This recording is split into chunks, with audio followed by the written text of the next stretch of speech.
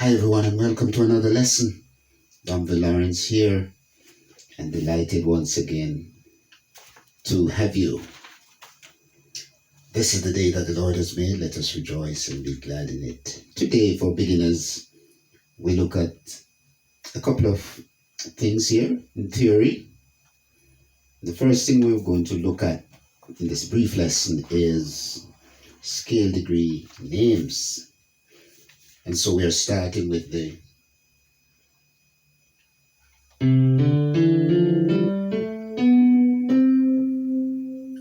scale of C major. Now, something to note quickly here. Each tone of a scale can be identified by a name or a number. So we know that C is the 1, D is the 2, E is the 3, F the 4, G the 5, A the 6, B the 7th, and C at the higher octave. Good. Now, the 1, 4, and 5 degrees of the scale are the most important. That's the C, the F, and the G. That's the 1, 4, and 5. They're most important because it's on those degrees our primary chords are built. So your C, your F, your G,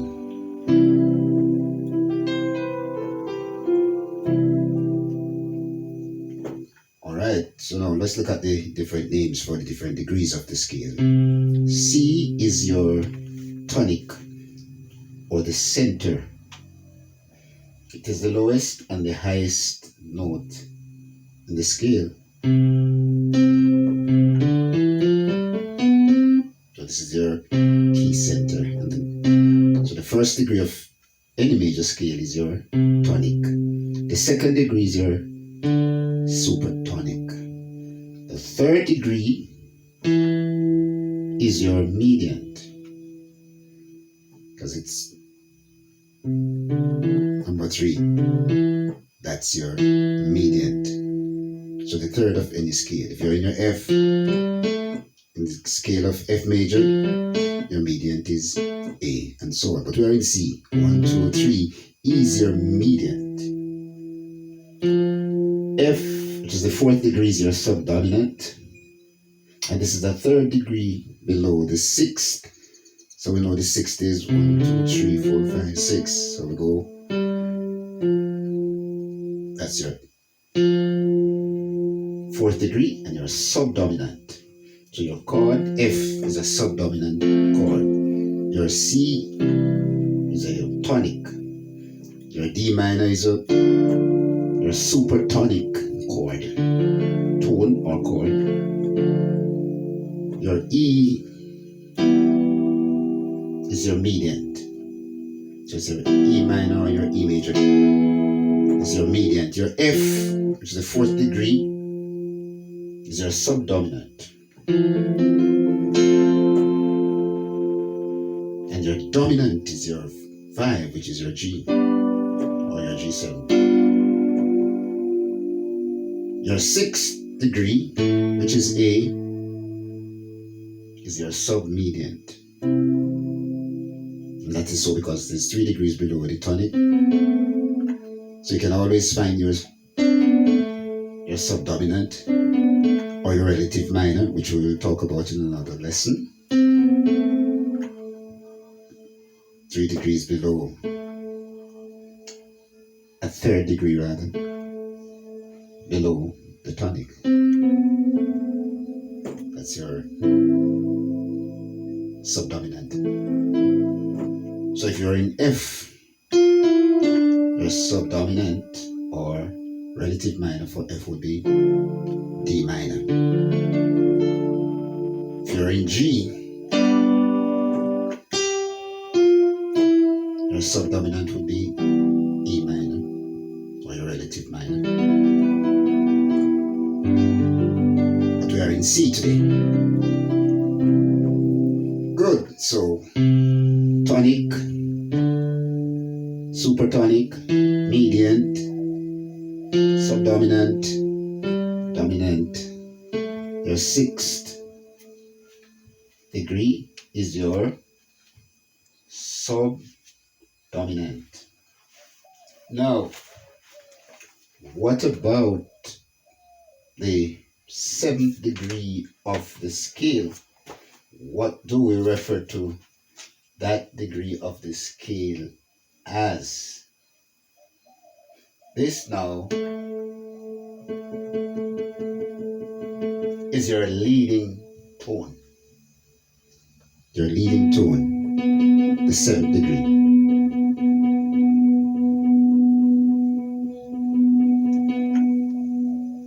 Good. So the leading tone is your seventh, which is B. This is your subdominant. This is your dominant, and so on. So please practice these in all keys and understand the names and how you will use them later on in identifying the type of chords and progressions that you use to play your songs. Now, let's look at another section of today's lesson, and that is using the different degrees of the scale to find the key of a song. Suppose you're at church today or you're at a function and a soloist comes up and says, okay, I'm going to do this song. Let's say the person decided then, okay, I'm going to sing the national anthem of Jamaica, which is Eternal Father, Bless Your Land. And the person starts to sing, Eternal Father, bless our land, and so on. When they get to like the chorus, Jamaica, Jamaica land we love. That love right there is a good place to look in finding the key center. Love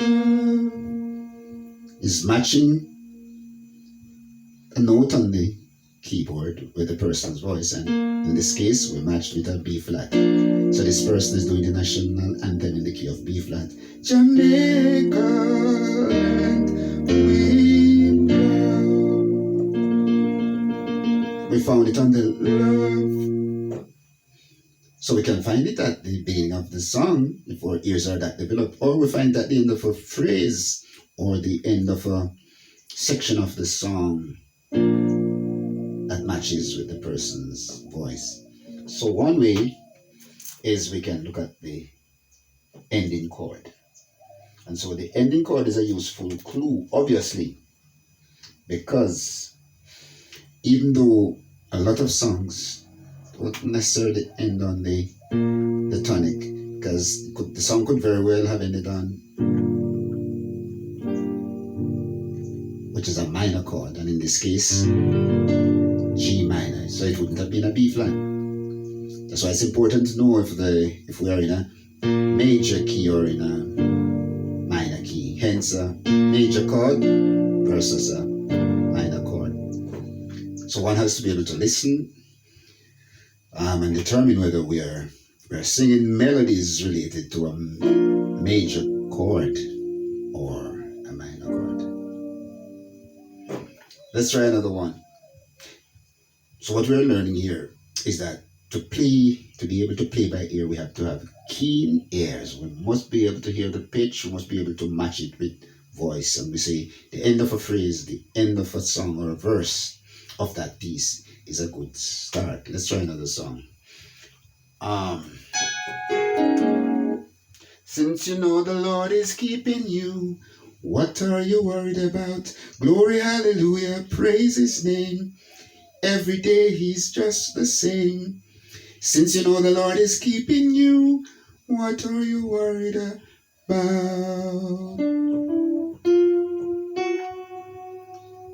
And we find about an F sharp. That's the ending tone or note. So it suggests to me that this song could very well be in the key of F sharp. Glory, hallelujah, praise his name. Every day he's just the same. Since you know the Lord is keeping you, what are you worrying about? And yes, indeed, it's in the key of F sharp. That's another way. We could also look at the type of chords. If we heard, for example, this E flat minor chord, which is a relative minor for F sharp major, it gives us a clue. If we heard this dominant, which is a C sharp 7,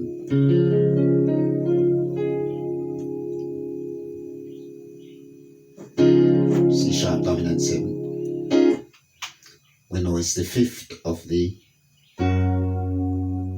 F sharp, so it's always going to lead us to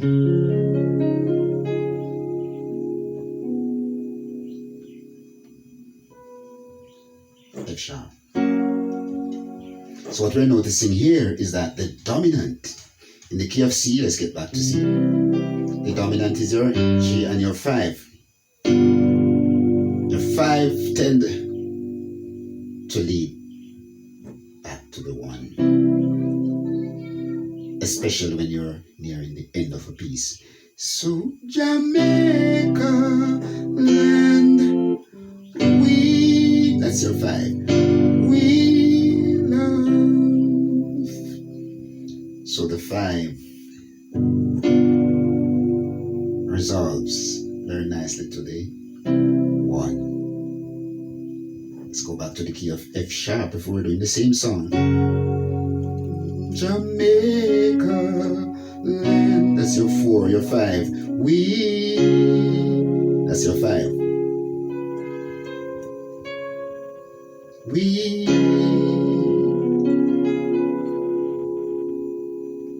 that's their C sharp 7. That's the 5. We, so you know you're ending on the 1, which is love. So it says to us that if you're following the person who is singing and you're able to identify when the person hits the 5, the dominant, and you find that to be a C sharp, you ask yourself, C sharp is the 5 of what key? And you would have known by now that C sharp is the 5 of F sharp. So, sorry.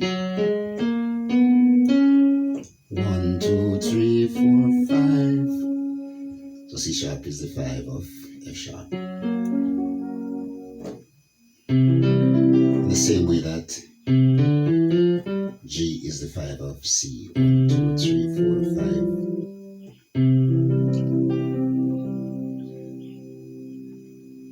So those are 2 simple ways I would like to share today that you can use to identify the key center or the tonic. If once you find the tonic, you can match it with a chord. If it is C, you may match it with a.